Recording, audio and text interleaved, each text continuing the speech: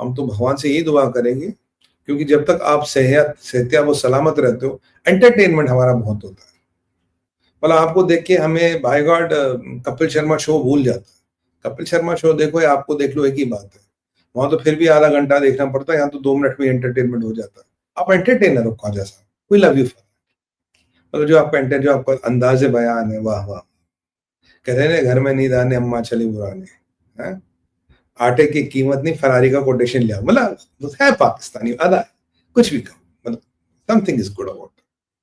तो ये रहा हमारा दूसरा सीज फ्लो का सारा ड्रामा क्यों हो रहा। अब ट्रंप का न्यूक्लियर शॉक, ये क्या किस्सा साहब।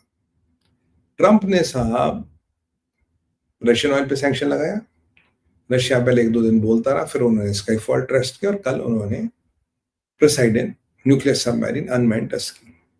अमेरिका की बज गई घंटी, और अमेरिका की हालत इतनी खराब कि ट्रंप ने बोला कि अब हम अपने न्यूक्लियर वेपन्स टेस्ट करेंगे। यहां से ट्रंप दुनिया को कोल्ड वॉर 3.0 में छोड़ शुरू हो गई।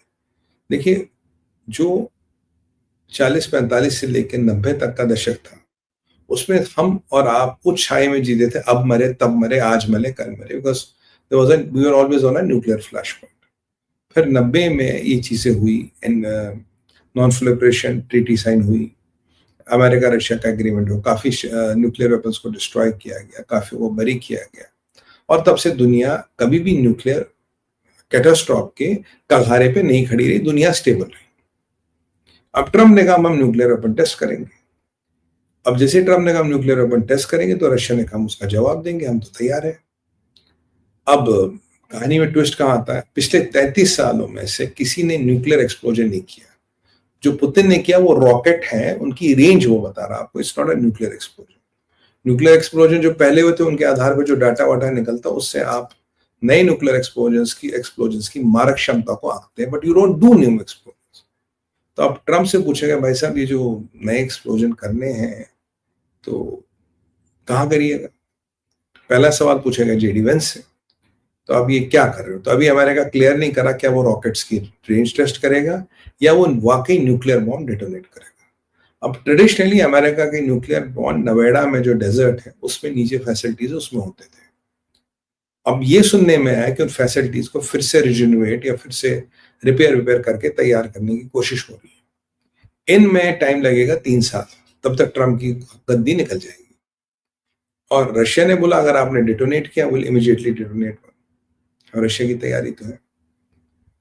एनबीटी में आप अंडर सी, अंडर लैंड या आकाश में कोई न्यूक्लियर डिटोनेशन नहीं कर सकते, 33 साल में कोई नहीं हुआ था। अगर ट्रंप ने ये कह दिया, जिसको लेके क्लैरिटी नहीं है, क्योंकि जब जेडी वेंस से पूछा, उसने कहा हम तो अपना न्यूक्लियर आर्सेनल टेस्ट करें, we have to make sure it is working fine. भैया न्यूक्लियर आर्सेनल ना हो गया मतलब सलीम भाई की साइकिल हो गई क्या, चल रही है नहीं चल रही? मतलब जामा मस्जिद से मैंने पंखा लिया था, चल रहा नहीं चल रहा? और is America not sure of its nuclear Arsenal? Doesn't America have confidence on it's nuclear assets? तो कहीं ना कहीं आप ये बता रहे हो आपको न्यूक्लियर आर्सेनल और न्यूक्लियर एसेट्स पे कॉन्फिडेंस ही नहीं है। How we to conclude that America is not sure on nuclear assets and nuclear arsenal? ये कोई ऐसी चीज है, दाल में नमक देख लिया, हम जरा नमक देख के बताते टेस्ट अच्छा हुआ नहीं हुआ। भाई यूरेनियम का हाफ लाइफ 450 मिलियन ईयर है, तो अगर एक बार बम बन गया वो बन गया, आप हम होंगे नहीं होंगे 450 मिलियन ईयर तक उसका हाफ लाइफ साइकिल है, यानी कि वो कभी खत्म ही नहीं होगा। तो फिर उसमें मतलब what are you trying to find? You're trying to detonate bomb and see how does it still work or not. That means have you compromised command and control system? Have you compromised upkeeping? यानी कि आपका system कहीं ना कहीं compromise हो चुका है, तभी तो आप कह रहे हैं ना हम जरा फोड़ के देखेंगे क्या होगा। अब जेडी वेंस तो भैया लॉ कॉलेज में पढ़े थे, शायद इन्हें साइंस ना आती, तो पीट हेक्सेट से ही पूछा गया। पीट हेक्सेट कह रहा नहीं, प्रेसिडेंट का बिल्कुल क्लियर डायरेक्टिव है कि बम जो है उनकी टेस्टिंग करो, और उनकी टेस्ट खोलोगे तो हमें पता लगेगा हमारे पास क्या है। अगर हमें पता लगेगा हमारे पास क्या, तो सामने वाले को पता लगेगा हमारे पास क्या है। जब सामने वाले को पता लगेगा हमारे पास क्या है, तो वो आक्रमण करेगा ही। तो मतलब बम की टेस्टिंग करके हमें एक ये दिखाना है कि आक्रमण नहीं करेगा। यहाँ चाइना से जब एनबीटी की या आर्सेनल कम करने की बात होती है, चाइना इंटरेस्टेड ही नहीं है। अभी सबसे फास्ट पेस पे अगर कोई न्यूक्लियर आर्सेनल ऐड कर रहा है वो चाइना कर रहा है, और ये ट्रंप का खुद कहना है 5 से 10 साल में China will be somewhere near to United States of America, number 1 Russia. तो अब एक्सपर्ट्स का मानना है जो ट्रम्प का नया बचपन है, it can lead to a nuclear race, it can lead to all treaties going to the dust, क्योंकि रशिया इज वेरी क्लियर, आपने डेटोनेट किया हम अगले दिन कर देंगे। अगर ये न्यूक्लियर ट्रीटीज गई घास चरने तो we are will again enter a cold war 3.0, the world will become unstable again, courtesy Donald John Trump. Pete Hegseth के पास कोई सॉलिड जवाब नहीं है, जेडी वेंस ने एक नॉन साइंटिफिक सा जवाब दे दिया, और पीट कह रहा हमें पता लगेगा इसलिए वी विल नॉट डू, हमें एलआई चाहिए, हमें partner, usual the American slang he was talking about. But कह रहा प्रेसिडेंट का विजन है बॉम्ब टेस्ट करना पड़ेगा, लगता है कि अमेरिका बॉम्ब टेस्ट करेगा। बॉम्ब टेस्ट करने का मतलब है we have entered back cold war 3.0। पहले एक वो मिसाइल्स वाली ट्रीटी थी, आईएनएफ वो गई, इसलिए पुतिन ने बोला मैं कहीं भी मिसाइल डिप्लॉय करूंगा। ये ट्रीटी अभी नहीं है, बट पुतिन ने कहा मैं इस ट्रीटी को मानूंगा, this was supposed to be signed, but Putin ने कहा मैं इस ट्रीटी को मानूंगा ये। और जब इसका जो जिस खिलाड़ी चाइना की आप बात करते हो, चाइना से बात करो, चाइना इंटरेस्टेड ही नहीं बात करने में, चाइना का तो मेरे को बात ही नहीं करनी, I don't want to talk anything on nuclear, मेरे राष्ट्रीय सुरक्षा का विषय, मैं न्यूक्लियर पे बात ही नहीं करूंगा। और अमेरिका का नेशनल सिक्योरिटी डॉक्यूमेंट अगर आप देखिए जो लास्ट ईयर जो बाइडेन सरकार ने बनाया था, उसमें नंबर 1 दुश्मन बताया गया है चाइना को। ये एक कटु सत्य, ये वास्तविकता है। तो ये न्यूक्लियर क्या होगा, कितना होगा, और क्या वो केवल रॉकेट्स टेस्ट करेंगे? मुझे लगता है रॉकेट्स टेस्ट नहीं करेंगे। याद कीजिए कर्नल माइकल डगलस को, जो माइक पॉम्पियो का एडवाइजर था, और माइक पॉम्पियो विदेश मंत्री था ट्रम्प की फर्स्ट एडमिनिस्ट्रेशन में।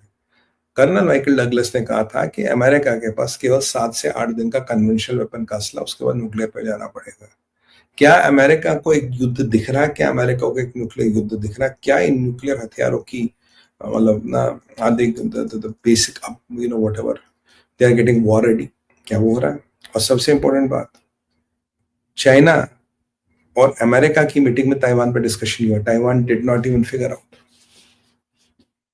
मैं आपको कह रहा था ये ट्रम्प चाइना पुतिन, ये ट्रम्प कहीं ना कहीं ताइवान पे कॉम्प्रोमाइज कर सकता है। Taiwan is heading for big time, ये एक नया डायमेंशन है, there was no mention of Taiwan, मानिए ना मानिए सत्य है।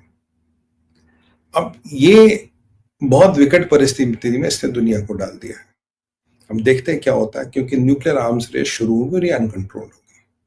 मैं आपको हमेशा कहता था अगर वर्ल्ड वॉर 3 होता, भगवान ना करे कभी हो, it will be a nuclear world war 3, it won't be a conventional world war 3।